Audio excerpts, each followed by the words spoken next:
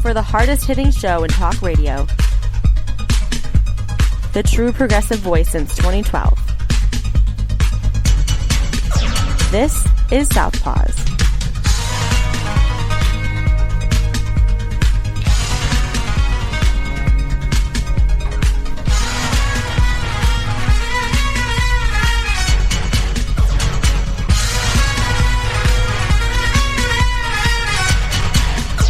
Please raise your right hand and repeat after me. I, Joseph Robinette Biden Jr., do solemnly swear. I, Joseph Robinette Biden Jr., do solemnly swear. That I will faithfully execute.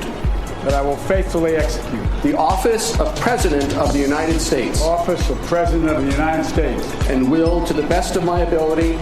Will, to the best of my ability. Preserve, protect, and defend. Preserve, protect, and defend. The Constitution of the United States. The Constitution of the United States. So help you God. So help me God. Congratulations, Mr. President. And congratulations indeed. The long national nightmare of 4 years is over. Finally, and the world didn't end. No, not yet. Not yet anyway. We just still have a lot of orange stains to remove, unfortunately. Yeah, those are going to be here for a while. And they should be. We should wear them with all the shame we can muster. Yeah, exactly. And we'll be doing a lot of shaming today on the show. Welcome to Southpaws on the Pacifica Radio Network. We are the leaders of the revolution. My name is Darren Gibson, and I'm your co-host. And I'm Katie Steele with Stella the Cat. Yeah, and I've got Rascal the Cat looking at me over here. Well, now he's looking at Stella, who's looking at you. So Our executive producers are really helping out today. Yeah. Jack Prince is taking this week off. He's actually taking his girlfriend to get her first COVID-19 shot. So, yay. Yeah, bad for us, but good for them. Yep.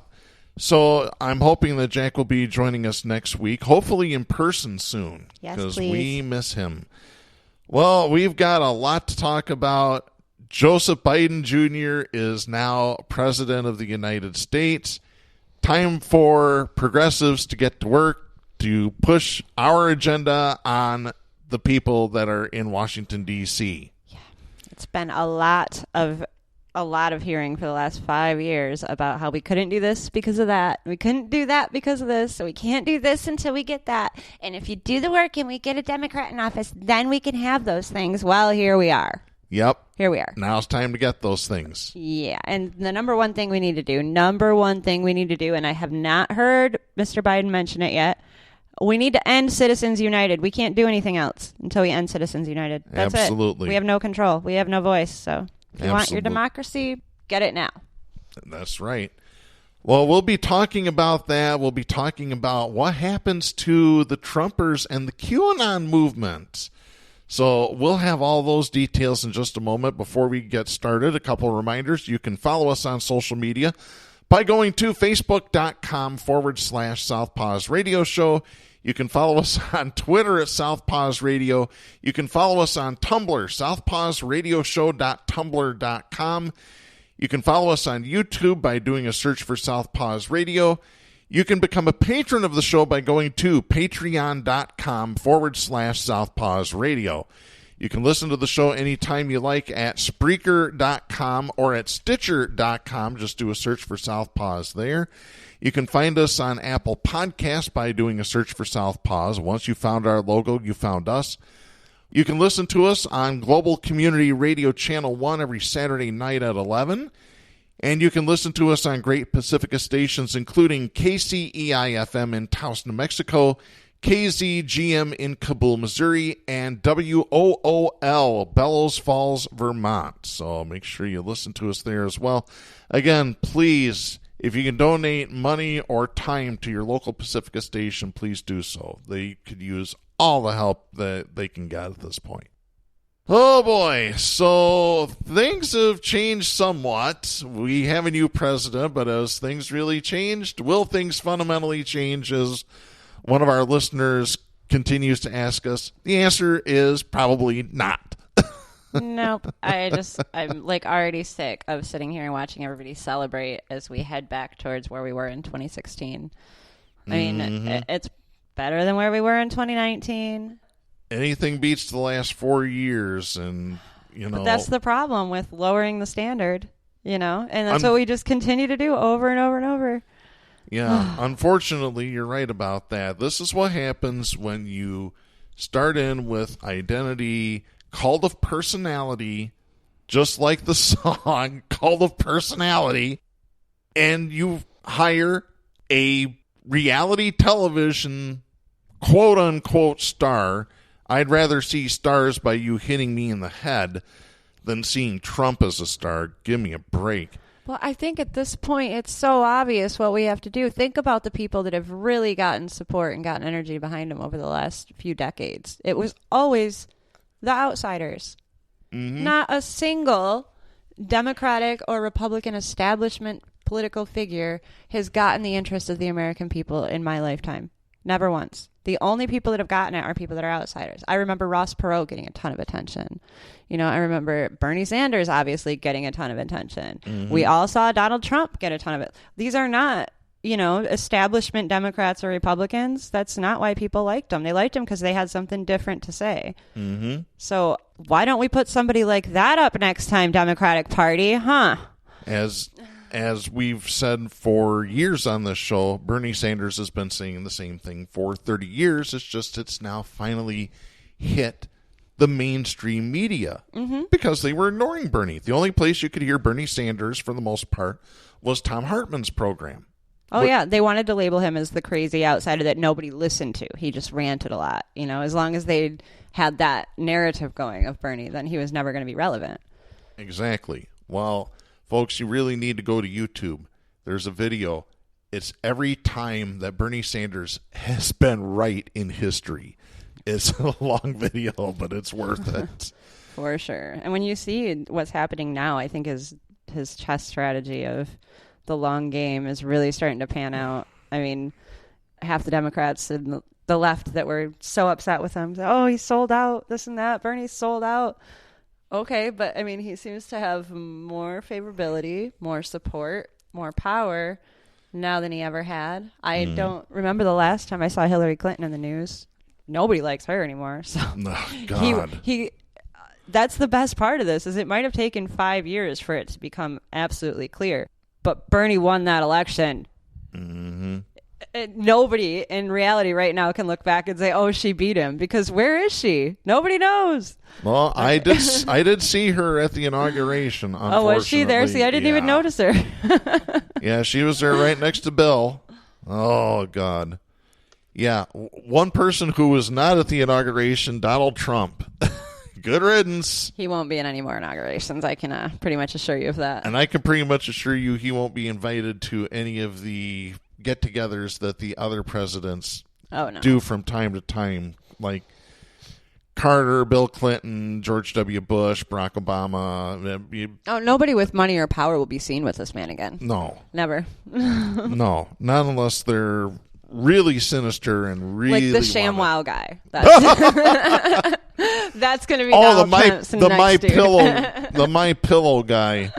Yeah. By the way, My Pillow has been pulled from Bed Bath and Beyond and Kohl's. They're done dealing with him. You got to do some really bad stuff to get pulled from there. Well, let's see. When you support enacting martial law so that your guy stays in power after he lost an election by 8-9 million votes.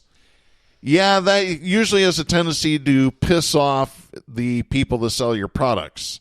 You think? Once again, as I keep saying on this show, the status quo will always win at this point.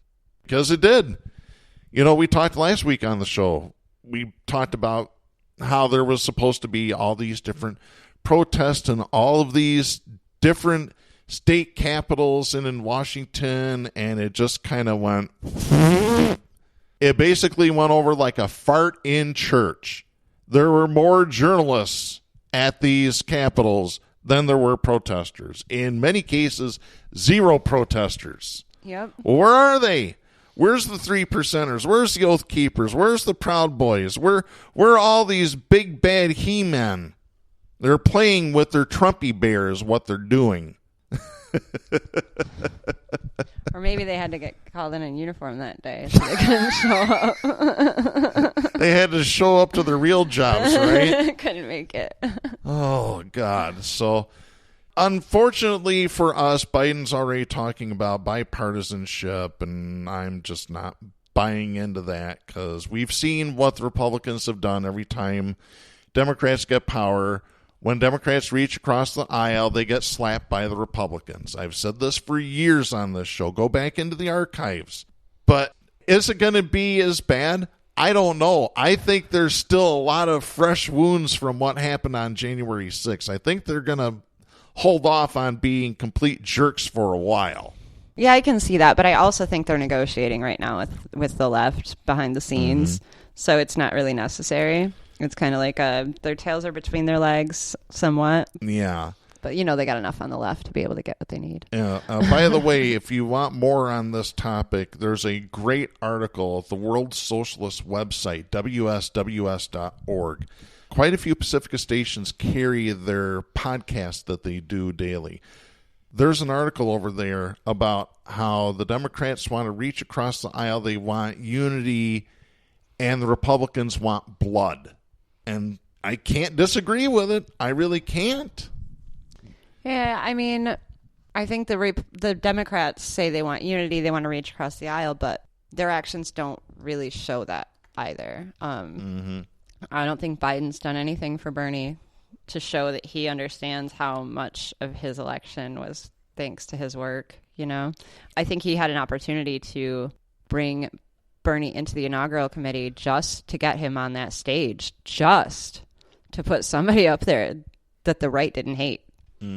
Because that's kind of important right now. Remember what happened when Donald Trump came in and said, F the left, and he did nothing for unity. All he did from the jump was divide, and push how bad we were and how good the right was. And to be fair, if you're on the right now, that's probably a lot of how it feels. So he could have brought in somebody they didn't hate quite so much. And I feel like he didn't do that. So yeah.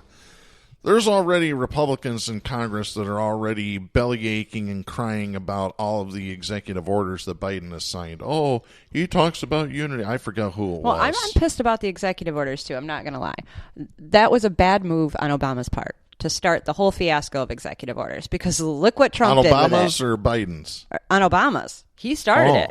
Okay. Then Trump came through and did what? Annihilated us with executive orders. And so now here comes Biden, and he's just going to throw out a bunch more. Like, again, why did Obama start this? I knew it was a problem then. I said, wait, what happens if we get some crazy person in there next and he just wants to start signing executive orders? So I feel like at some point you have to put a stop to something when you know it's not healthy or good for America.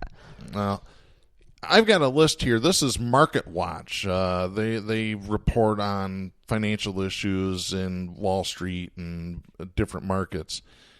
They've got an article here. This is by Victor Reklaitis. This is dated January 21st. As people and markets around the world adjust to having Joe Biden as U.S. president, a key factor is what the veteran Democratic politician is aiming to accomplish without having to work with Congress. And then they give a table of the executive actions that Biden has already signed. Here's a list of them. Biden has signed executive orders for the U.S. to rejoin the World Health Organization. That was on day one. Also on day one, he signed an executive order creating the position of COVID-19 Response Coordinator. The U.S. has now rejoined the Paris Climate Agreement, which you ought to read what Ted Cruz wrote on Twitter about that. Ted Cruz is a moron. Oh, yeah. He basically said, we're listening to the people of Paris instead of listening to our people. Well, it's got to do with the world. The Paris Accord was because it was signed in Paris, not because we're following the whims and the wishes of Parisians, you... Oh, I hate Ted Cruz. Hate his guts. All right, continuing. Another executive order. Biden has revoked the permit for the Keystone XL pipeline, which is very good news. Very good news, and also very clarifying for the direction the world's headed in, which is solar. Mm-hmm. Solar, which China will manufacture. So. Yeah, and is already manufacturing. Right, and solar is the only thing they'll work without killing us. So we want that to happen, but we would kind of like our own cut in it as well. He is, by executive order, has asked agencies to extend the eviction foreclosure moratoriums. Till September, I read. Oh, okay. That's September good 30th. news. That's quite a while. He has also asked the Education Department to extend student loan pauses, which they have already done. Oh, okay. Maybe that was the one that was until September, not the ramp. And they have lowered the interest rate on student loans to 0. That's good. That was done, I believe, on Thursday. Is that previous loans or just from now on? No, that's all loans. Previous and current. Oh, wow. Yeah. Also by executive order on his first day, he signed an executive order to launch an initiative to advance racial equity and has ended Trump's 1776 commission, which is basically that commission justified the 3/5 rule when it came to voting for slaves, basically, and all that, making them 3/5 of a person. They were trying to justify that with the 1776 commission. By executive order, he has revoked an order that aims to exclude undocumented immigrants from the census, which Trump did, and that was illegal as hell. He has signed a memorandum to preserve and fortify DACA. And by the way, he's also ending the border wall construction. Done. No more. So I guess my question with this is, why is he doing them all by executive order? He's got the White House, he's got the House, and he's got the Senate. And if he doesn't do it by executive order and they actually pass legislation, then the next guy can't just come in and turn it back over. Executive orders have immediate effect. That's the only reason he's doing it. Immediate and short. Then you work with Congress to get the legislation in. Yeah, I just don't see that happening. That's my big concern. And if that is the plan, then we need to actually focus on making sure that happens, because otherwise we're in a lot of trouble if somebody else walks in 4 years. Mm-hmm. Also, executive orders issued on January 20th, one to require masks and social distancing on all federal property by all federal workers. So from now on, when you walk into the U.S. Postal Service, they better have a mask on, because they weren't before. Another executive order reverses the travel ban targeting primarily Muslim countries. I mentioned the proclamation that he signed to stop the construction of the border wall. He also signed executive orders to combat discrimination on the basis of sexual orientation and gender identity, which is something Trump signed an executive order on. It requires an ethics pledge for executive branch personnel, modernize and improve regulatory review, and harsh and extreme immigration enforcement. He also signed a memorandum to extend protection from deportation for Liberians in the U.S., so I wonder what's going on there with that. I haven't really heard anything. Do you have any idea? So I actually was just looking into Liberia because I found in my ancestry that my female ancestor, the first one, came here from Liberia, just south of Freetown. What I read about the history of that side of Africa is that was where all the free people lived. They basically set up a free community where the people weren't being used as slaves, as they were still the slave trade was in full effect. Mm-hmm. So I'm not sure if it has to do with things that have happened since then, and it has anything to do with that situation. But that's the one thing that I read about Liberia that was the biggest part of history, at least, that I found. So I don't know why they'd be sending them, why they'd be deporting people to Liberia now. Yeah, or extending protections for deportation. So other executive orders signed, one to revoke certain executive orders concerning federal regulation. So I'm sure that's undoing some of Trump's damage. He signed a memorandum to freeze any new or pending regulations. On January 21st, he signed executive orders to fill supply shortfalls in the fight against COVID-19 with the Defense Production Act and other measures. So Ford will be building ventilators like they've been doing under Trump.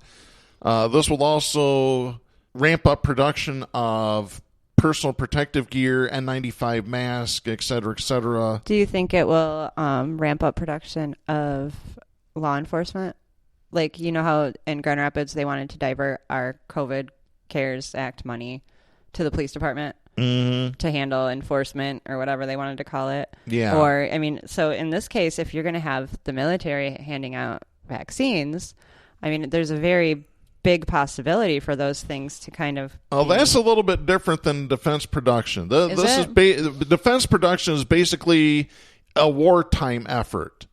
Right, but that's my thing, though. We're using a wartime effort for a healthcare situation. Well, so it's like, it's very... Technically national defense because it is a pandemic that's affecting all of public us. health. So yes, it's like, exactly. Which means they can actually unleash anything. They can put that money towards more police officers if they wanted. They could say, this is a public health issue. We need to make sure we have a lot of police officers so that if people aren't listening, we can do this. So I'm just saying, it's a slippery slope. I'm glad we're doing something about coronavirus, but I'm incredibly worried with Kamala and Biden about over-militarizing everything. Yeah, that's very true. Other orders that were signed on Thursday, he signed a memorandum to increase FEMA reimbursement to states for National Guard and PPE because the states pay National Guard. This is why we have to abolish BORTAC. Like, this is so scary. That's exactly who they have involved in these. And I don't think they've canceled that mission that Trump started. The BORTAC mission, where they came after the left who were supposedly out to destroy federal property. They put together strategic teams. I can't remember the name of it when they put a federal officer with a local officer, but they put a bunch of those teams together in every city to basically go after the left. So that scares me that we're funding them without ending that. Other executive orders signed on Thursday, one to establish a COVID-19 pandemic testing board and expand testing, bolster access to COVID-19 treatments and clinical care, improve collection and analysis of COVID-related data. He also signed a directive to mount a vaccination campaign amid goals such as 100 million shots in 100 days. He also signed executive orders to provide guidance on safely reopening schools, an executive order on OSHA guidance for keeping workers safe from COVID-19, an executive order requiring face masks at airports and other modes of transportation, which that'll be good because Pete will be happy. Our friend Pete Ricketson, because the Rapid, which is Grand Rapids bus system, is not requiring masks from passengers and, for that matter, drivers, I guess, which he's filed major complaints against. Yep, we'll have to get him on the show to talk about this. And he always wears his mask. So. Yes. Let me see here. Also, another executive order to establish a COVID-19 health equity task force. And he signed a directive to support the international response to COVID-19 and restore U.S. global leadership, whatever that means. I hate the sound of that. Can't we just let someone else have a turn? And he is already at it again this morning. I've got Tammy Luby writing for CNN. We are, by the way, recording the show on Friday, January 22nd. So last week wasn't the last show ever. That's good. President Joe Biden is expected to sign 2 more executive orders on Friday, one focused on expanding food assistance and delivering stimulus checks to very low-income Americans, the other on raising the minimum wage to $15 for the federal workforce, because he's also looking at trying to get $15 for everybody else. Yeah, because we don't have a choice. If we don't do that, everything's bad. Everything. Yeah. There has to be money for people to pay bills. There just has to. It's disgusting. Well, one thing that isn't disgusting, some good news since Trump is gone, and actually Fox kind of did this to themselves. This is Tommy Beer writing for Forbes magazine. Forbes is reporting on this. Fox propaganda channel has dominated the rating books since the start of the 21st century, but over the first 2 weeks of 2021, it has averaged fewer viewers throughout the day than both CNN and MSNBC, and the numbers have been especially stark since the insurrection at the U.S. Capitol and the subsequent impeachment of Donald Trump. Yeah, this is great. Like, a Mediaite post earlier this week detailed how the recent historic news cycle has been perfect fodder for CNN and MSNBC, as those two networks zeroed in on chaos caused by pro-Trump supporters in and around the Capitol and the subsequent impeachment hearings. Fox Propaganda Channel has, quote, opted to cover lesser stories like tech censorship in prime time, end of quote.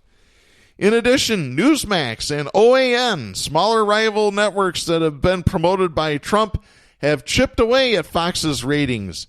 Many pundits have also pointed out the hypocrisy evident from popular Fox hosts in their coverage of the violent insurrectionists that attacked the Capitol.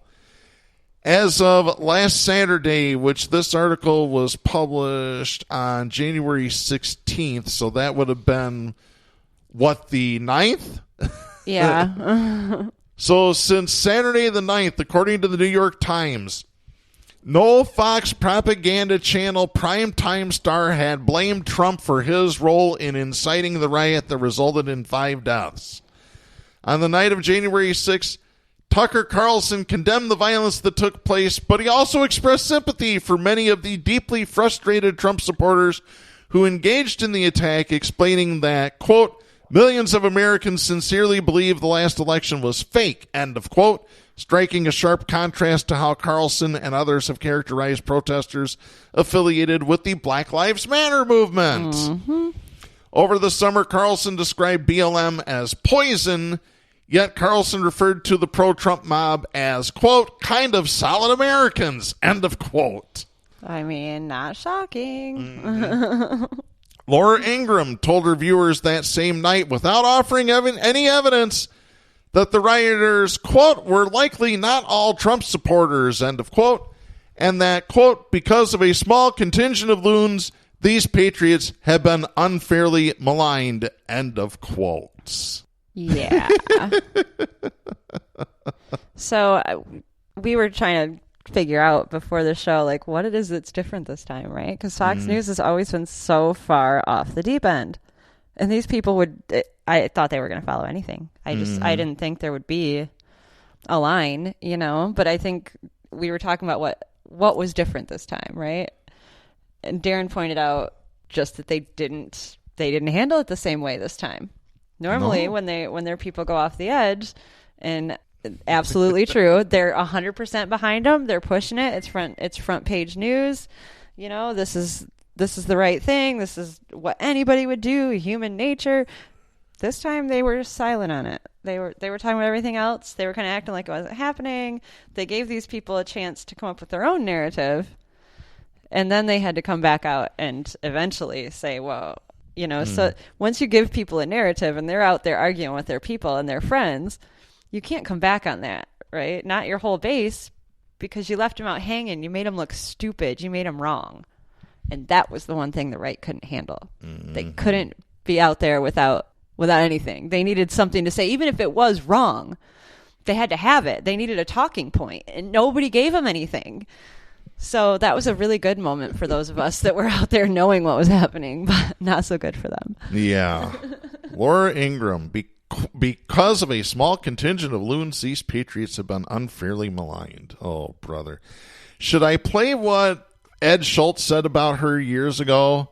I think it's time. We haven't played it in a while. Let's do it here. This right-wing slut, what's her name, Laura Ingraham? Yeah, she's a talk slut. Yeah, there you go. And by the way, Ed Schultz got kicked off the air for a week because of that comment, which she has said worse things and has never been disciplined by Fox or any other outlet that she's ever worked for. Unbelievable. Continuing the story, Mark Lukasiewicz, a former TV executive who is now the dean of Hofstra School of Communication, said this, quote, the unified wall of support for Trump has splintered after last week's assault on the Capitol. Tristan Harris famously said the social networks are about affirmation, not information. And the same can be said about cable news, especially in prime time. End of quote. Well, bingo. Yep. By the way, where's this Trump TV that they've been talking about? That ain't going to happen now. I think Trump TV was a method of controlling Trump. That was playing to his ego, right? Mm-hmm. But in reality, the same people that told him there was going to be a Trump TV were the ones that manipulated himself into diving right off the damn bridge. Oh my God! Can we get into this a little bit here before we get into what's happening with the QAnon folks?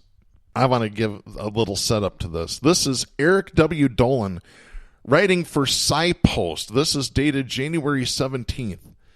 New research published in the Journal of Personality helps to establish a profile of those who are most likely to believe in conspiracy theories. The study indicates that conspiracy-prone individuals tend to exhibit heightened narcissism and antagonism, along with reduced intellectual humility, impulse control, and inquisitiveness. Study author Shauna Bowes, a graduate student at Emory University, said, quote, understanding the psychology of conspiratorial ideation is arguably more important now than ever. With the emergence of social media platforms, conspiracy theories spread like wildfire. Conspiracy theories are pervasive, universal, and highly influential. I want to understand what makes people turn to them in times of uncertainty. End of quote. So how did they get to this study? They got 1,927 participants. They completed various assessments related to personality, intellectual humility, and psychopathology. The researchers also included multiple measures of conspiratorial ideation. About 3/4 of the participants completed a measure of specific conspiratorial beliefs, in which they indicated their level of agreement with statements such as, U.S. agencies intentionally created the AIDS epidemic and administered it to black and gay men in the 1970s, and the assassination of John F. Kennedy was not committed by the lone gunman Lee Harvey Oswald, but was rather a detailed, organized conspiracy to kill the president. So I believe both of those things, but well, Jesse Ventura, in his old conspiracy theory show that was on TV, pretty much proved as a double expert marksman using the same gun that Oswald, from the same height, in the same conditions, could not get off those shots the way that he did. Thank you. See? And like I said, double expert marksman. Jesse Ventura, the former Navy SEAL, the former pro wrestler, the former governor of Minnesota. We need to ask, if we want to know what happened to JFK, we need to talk to the Bundy family. And that would be William Putnam Bundy and McGeorge Bundy. Don't get me going on the other Bundy. Yeah. Because those killings, if you look at the people he was killing, connect to a few of these people we just discussed. Ted Bundy? Yeah. So, and yeah, it's really interesting if you start connecting all that stuff back together, because not all these are theories. Some of them are just real conspiracies. Yeah. The remaining participants completed a measure of general conspiratorial thinking in which they indicated their level of agreement with broader statements such as, new and advanced technology which would harm current industry is being suppressed. I don't believe that for a minute. They're trying to push the new technology to get rid of labor, because labor's the high cost of doing business. These participants also reported their level of belief in the vaccine autism conspiracy theory. The researchers found that increased conspiratorial ideation was associated with lower levels of agreeableness, conscientiousness, inquisitiveness, and intellectual humility, and higher levels of self-centered impulsivity, entitlement, grandiosity, negative affect, detachment, psychoticism, depression, and anxiety. See, that makes sense, especially when you link it to the autism theories. Because the autism immunization thing has been disproven scientifically over and over and over and over. It's one of those things that the guy that pushed that theory was trying to get his own vaccination approved. Yeah, and even the people that helped get you to believe it, the Jenny McCarthy's, came back later and said, "Oh, it's just kidding, I was wrong." Conflict of interest. When a scientist goes into conflict of interest, you better pay attention to what's going on here. See, but that's, I think, one of the first examples, in my opinion, of these big data companies taking information to fuel a conspiracy theory, because that's exactly what I think happened with those people. I don't think the immunization thing would have went off as crazy as it did if a lot of them weren't being incited. And that was probably in the beginning of that sort of AI. Bose told SciPost that the findings indicate that, quote, the psychology of conspiratorial ideation is complex and spans both abnormal range and normal range traits. The personological recipe for the non-clinical individual prone to conspiratorial ideation includes a complex mixture of undue belief certainty, anxiety proneness, susceptibility to unusual experiences, antagonism, poor impulse control, low humility, and low inquisitiveness. Individuals susceptible to conspiracy belief may find comfort in alternative explanations that blame an outside group of people, and they may not see a need to double-check their faulty intuitions. End of quote. No. Of course, not everyone who believes in conspiracy theories displays these traits. The strength of the relationships between personality traits and conspiratorial ideation were modest to weak. Bose added, quote, a major caveat of our study is that the results are correlational, precluding causal inference. It is still unclear what temporally precedes conspiratorial ideation and what follows from it. For instance, anxious individuals may turn to conspiracy theories to find comfort, but conspiracy belief may also increase anxiety. We still need to understand how the pieces come together in a causal framework. Understanding conspiracy belief may help us understand fake news and misinformation broadly. By understanding the psychology of conspiratorial ideation, we might also better understand how to stop the spread of various conspiracy theories. End of quote. By the way, the name of the study is called Looking Under the Tinfoil Hat, Clarifying the Personological and Psychopathological Correlates of Conspiracy Beliefs. See, I think that's so interesting right now to dive into that sort of science, because you can kind of see that no matter how much they know or collect, there's so much they don't know, and that leaves an opening for I think, the good in humanity to come through somewhere and make it all kind of blow back in their face, maybe in ways they weren't prepared for that might end up making us better. So yeah. And speaking of conspiratorial misinformation, I have this story before we start talking about the QAnon folks. This is Madison Pauly writing for Mother Jones Magazine. This is dated January 17th.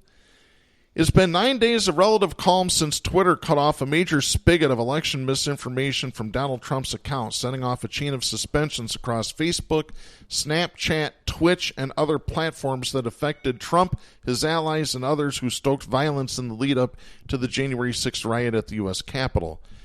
Now, a new report reveals just how consequential these platforms' decision has been since real Donald Trump went quiet. Since January 8th, when Twitter banned Trump, online misinformation about election fraud has plummeted 73%, according to research from analytics firm Signal Labs. This story was originally reported by the Washington Post. Hashtags and terms associated with the Capitol riot, including hashtag Fight for Trump, hashtag Hold the Line, and March for Trump, fell 95% or more. While phrases used by believers in QAnon also dropped, mentions of QAnon and Q grew slightly, perhaps due to media coverage of the conspiracy's role in the Capitol riot, according to the Washington Post. So Signal Labs' findings underline the central role played by Trump, his allies, and influential followers in spreading lies about the election results on social media, where eager supporters of Trump retweeted his message at high rates, and news media picked up each new Trump tweet as fodder for another article. Last year, Twitter tried to curb the misinformation pushed by Trump by adding notices to his tweets when they violated the platform's policy against spreading election misinformation. On other 240-character presidential missives claiming he won the election in a landslide or accusing the governors of Georgia and Arizona of letting the election be stolen, Twitter prevented people from liking or retweeting the messages without attaching their own comment. Now it looks like the social media giants have found something that actually works to stop the spread of lies, at least for now. Facebook, which says Trump's account is suspended indefinitely, has left the door open to reinstating his account after the end of his term. I don't think they've reopened it yet at this point. While Trump has continued to release tweet-like statements through the White House office of the press secretary, he has yet to acknowledge his loss of the election to Joe Biden. He never did acknowledge it. He won't. He doesn't know how to do that. No. He's got to be a winner. Yeah, in his head, he really did win. Yeah. So, yeah, let's get right into some of the Q stuff. Oh, boy. A friend of mine, he posted some screenshots that he got off of Parler. By the way, Parler got back up. Really? Apparently, they're going through some sort of server that's in part at least owned by the Russians. Now, how much the Russians own of it, I don't know. Oh, just the part that China doesn't own. Yeah, probably. We already discussed this. It's the Wagner Group, it's CITIC, and it's Blackwater, which is now Triple Canopy and Constellas. Yeah. So here's some of the screenshots that my buddy posted off of Parler. And this all happened on Wednesday. Somebody by the name of Trumple Steelskin wrote, "Someone fucking arrest someone." That was the best one so far. Oh my God. Here's another one. Valley Lily posted, "Can the military step in now?" Start Again posted, "Mods, please explain why Biden isn't arrested yet."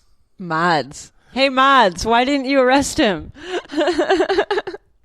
Another poster by the name of Oizen wrote, "So what date do we wait for now?" Isn't this the platform that doesn't have mods, though? Isn't this the one where they're just like, oh, say what you want, do what you want? I don't know. Here's another one. This is a post by D.Your6. "Real question. Were we duped by Trump?" I can answer that question. I said it 5 years ago. You were being duped, you idiots. Poor Trump doesn't even know he was being duped yet. Give these guys a break. It takes time. Another post by somebody called the Cope Israel. "We've been fucking conned." Oh, you go think? figure. You think? No, you don't think.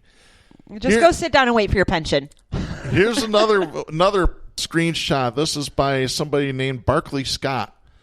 "A lot of us have made an ass out of ourselves believing in Q. We tried to get people ready for what was going to happen, and nothing happened." Oh, gosh. Here's another one. This is, I believe it's Hopium Please. Hopium Please is the name of the poster. "I lost my entire life savings betting on Trump. Everything I've saved since I was 18. I'm freaking out. Is there more to come? I'm scared. What did we do wrong?" Gee. You believed in Trump. There was your first mistake. You supported bigotry. There's so many. Mm-hmm. Oh, boy. So I've got this. Snopes actually published an article from the Associated Press. AP wrote on this on January 20th out of College Park, Maryland. "For years, legions of QAnon conspiracy theory adherents encouraged one another to trust the plan as they waited for the day when Donald Trump would orchestrate mass arrests, military tribunals, and executions of his Satan-worshipping, child-sacrificing enemies." Yeah. When they don't realize that Trump probably worships Satan and he likes children too. Well, these people are, half of them say they're Catholic and Christian, but come on. Come on. "Keeping the faith wasn't easy when Inauguration Day didn't usher in the storm. The apocalyptic reckoning that they have believed was coming for prominent Democrats and Trump's deep state foes. QAnon followers grappled with anger, confusion, and disappointment Wednesday as President Joe Biden was sworn into office. Some believers found a way to twist the conspiracy theory's convoluted narrative to fit their belief that Biden's victory was an illusion and that Trump would secure a second term in office. Others clung to the notion that Trump will remain a shadow president during Biden's term. Some even floated the idea that the inauguration ceremony was computer-generated." Or just like the Sandy Hook shootings and... Wow. Or even better yet, that Biden himself could be the mysterious Q who is Purportedly a government insider posting cryptic clues about the conspiracy. So that's it. Joe Biden is the Q. Dude, do you think, like... Oh, go ahead. Who's going to tell him that Bob Mercer's Q?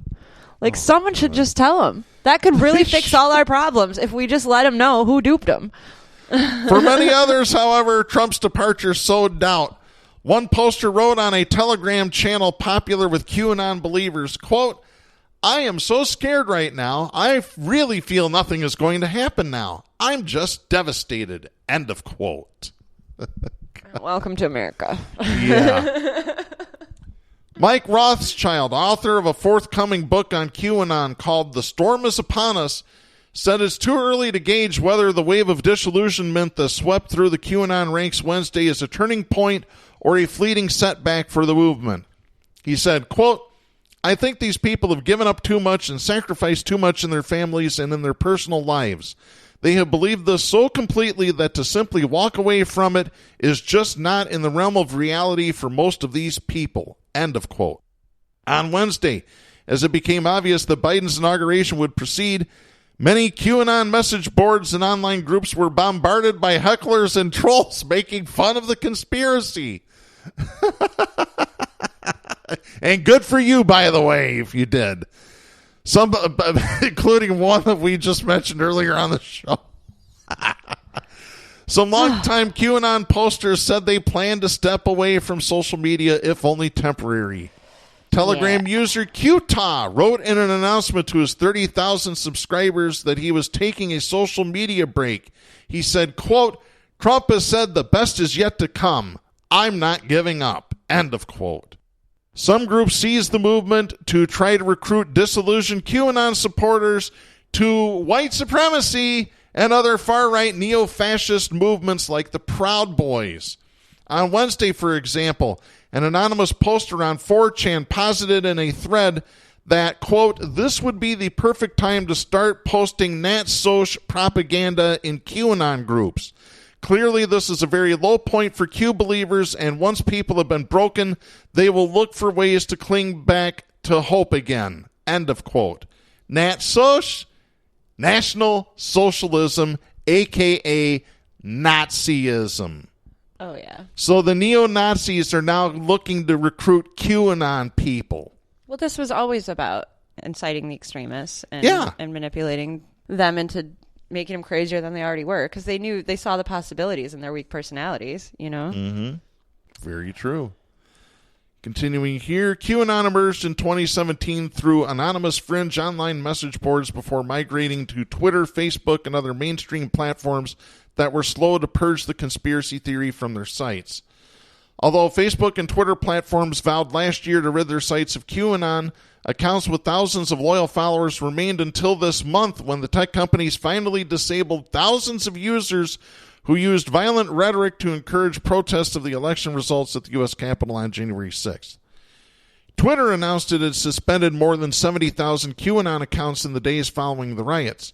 Facebook, meanwhile, disbanded more than 57,000 pages, groups, Facebook profiles, and Instagram accounts this month. Trump was also barred from using his Facebook, Twitter, and YouTube accounts. The crackdown sent some of the conspiracy theory's most ardent promoters fleeing to less populated social media sites like MeWe and the Telegram messaging app, where they quickly raked in thousands of followers. But the social media companies' suspensions paralyzed QAnon chatter on the sites, with mentions of popular QAnon hashtags like Fight for Trump and Hold the Line declined by roughly 90% according to Signal Labs. Other QAnon believers still found ways to promote their message on Facebook and Twitter, urging followers to hold out hope that Trump would find a way to stay in office or expose the deep state network of government leaders who they believe operate a child sex trafficking ring. You can't make this stuff up. It is just insanity, folks. Legit. Some of this stuff is insane. And I just want to say, for once, I actually felt really sane, because when Facebook started cutting everybody off from like groups and events and all those they didn't get me. And I was like, ooh, I did not fall into the algorithm of a crazy conspiracy theorist. Yay. Victory. Yep. Trump's going to expose all these Democrats and Hollywood liberals in this child sex trafficking Just go ahead and hold your ring breath. where they sacrifice these children so they can stay young. Right, but they're going to let the Catholic and churches just keep going. Everything's good there. Look the other way. Yeah. Videos and posts on Facebook, Telegram, and YouTube predicted Trump would take over the emergency broadcast system to declare martial law and arrest prominent Democrats. That's hilarious. One pro-Trump singer who promotes QAnon conspiracy theories warned in a Facebook video viewed more than 350,000 times since Monday, quote, "This presidential inauguration that we're going to see coming up, I'm telling you, it's going to be the biggest thing we've ever seen in the history of the United States." End of quote. Well, that was a shame. I mean, Gaga was good, but... Fart in church. That's how the right-wingers came about Wednesday, fart in church. But the peaceful transfer of power from Trump to Biden came and went Wednesday. Among the most notable defectors appeared to be Ron Watkins, a prominent promoter of election fraud conspiracy theories who helps run an online messaging board where QAnon conspiracy theories run wild. In a Telegram post minutes after Biden was sworn into office, he wrote this, quote, "We gave it our all. Now we need to keep our chins up and go back to our lives as best we are able." End of quote. Like they just lost an election. No biggie. Like what lives? Nobody's letting you back. Crazy. God. I'm going to skip down a little bit. Other QAnon followers spent their time online Wednesday calling Biden an illegitimate president and accusing Democrats of pulling off voter fraud.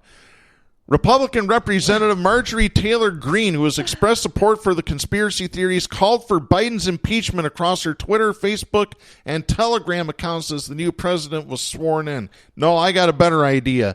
She needs to be impeached, kicked out of the House. Get rid of all of them. If you were complicit or complacent, guess what? Bye-bye. Other followers continued to hunt for clues that QAnon prophecies would be fulfilled, with several social media posts noting that Trump's speech Wednesday was delivered in front of 17 American flags. It's a significant number to QAnon conspiracy theorists because Q is the 17th letter of the alphabet. Oh, my God. They've really gone off the deep end on this one. One QAnon user wrote to his 26,000 Telegram followers moments after Biden took office, quote, "I believe the game is still being played. This is not over." End of quote. No, you've been played. You've been played for 5 years. Yeah. I've got an idea, and I don't care if I piss people off when I say this. Anybody that you know that's a QAnon supporter, if they're out in public, you need to point and laugh at them. And I mean literally point and laugh your ass off at them. You know, just like Sam Kinison talked about the Reverend Jim Baker in a stand-up routine years ago. I know you.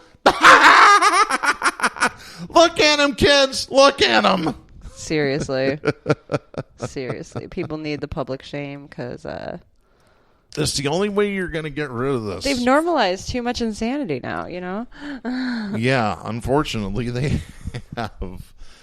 Oh, boy. And I want to get to this story before we head on out the door here. This is Rebecca Klein writing for Huffington Post. And I usually don't like using them as a news source, but this is an important story here. This is dated January 15th. Christian textbooks used in thousands of schools across the country teach that President Barack Obama helped spur destructive Black Lives Matter protests, that the Democrats' choice of 2016 nominee Hillary Clinton reflected their focus on identity politics. Well, they're not wrong there. And that Donald Trump is the fighter Republicans want. This is according to a HuffPost analysis. This analysis, which focused on 3 popular textbooks from 2 major publishers of Christian educational materials, Abeka and BJU Press, looked at how the books teach the Trump era of politics. Huffington Post found that all three are characterized by a skewed version of history and a sense that the country is experiencing an urgent moral decline that can only be fixed by conservative Christian policies. Language used in the books overlaps with the rhetoric of Christian nationalism, often with overtones of nativism, militarism, and racism. Scholars say textbooks like these, with their alternate versions of history and emphasis on Christian national identity, represent one small part of the conditions that lead to events like the riot at the U.S. Capitol, an episode that was permeated with the symbols of Christian nationalism. Before storming the Capitol, some groups prayed in the name of Jesus and asked for divine protection. They flew Christian and Jesus 2020 flags and pointed to Trump's presidency as the will of God. The linkage between Christian beliefs and the violent attack on Congress has since pushed evangelical leaders to confront their own relationship with Trump and their support for the rioters. Kathleen Wellman, a Southern Methodist University history professor who is working on a book about the two Christian publishers, said this, quote, "These textbooks made this brand of nationalism more mainstream. I'm struck by how coherent of a worldview the textbooks promote and how thoroughly it resonates in current culture," end of quote. Representatives from BJU Press and Abeka did not respond to inquiries about how many schools use their products. However, a 2017 Huffington Post investigation found that about one-third of Christian schools participating in private school choice programs used a curriculum created by these two publishers or a similar company called Accelerated Christian Education, which amounts to about 2,400 schools. The number of schools using these companies' products that do not participate in a voucher program likely amounts to thousands more. So there you go there. I wonder if the NHA is using them. Both Abeka and BJU Press have ties to Christian colleges. Abeka was launched in the 1970s by Arland and Beka Horton, who also founded Pensacola Christian College, a Florida institution that outlaws dancing, is just like Footloose, and other satanic practices such as astrology. Wow, how satanic. BJU Press is affiliated with Bob Jones University, Greenville, Shocking. South Carolina, Shocking. which famously lost its tax-exempt status after banning interracial dating in the 1980, a policy that they didn't reverse until the year 2000. Oh, wow. So we've got a bunch of right-wing Christian nut jobs. Let's just call them what they are. Bat crazy. Exactly. Writing textbooks for all the little chillin' out there that are in Christian schools. Yep. We have Kriegel Publishers was actually a Christian publisher here in Grand Rapids that also published all of our history books. So go figure. Oh, lovely. Yeah. I'll just be controversial because I haven't been for a while. It's time to outlaw private schools, period. Yeah, please. I don't think that should be controversial. No. But let's get some people on board with this. Let's get some prominent Democrats on board with this, please. Seriously. Well, that's going to wrap things up for this episode of Southpaws. We'll be back next week. I'm Darren Gibson. I'm Katie Steele for Jack Prince. For Kristen Cook, please support independent media and the First Amendment. The stations that carry Southpaws do not necessarily share the opinions expressed on the show. Southpaws is protected by the First Amendment to the U.S. Constitution and is copyrighted by Big D Entertainment. All rights reserved.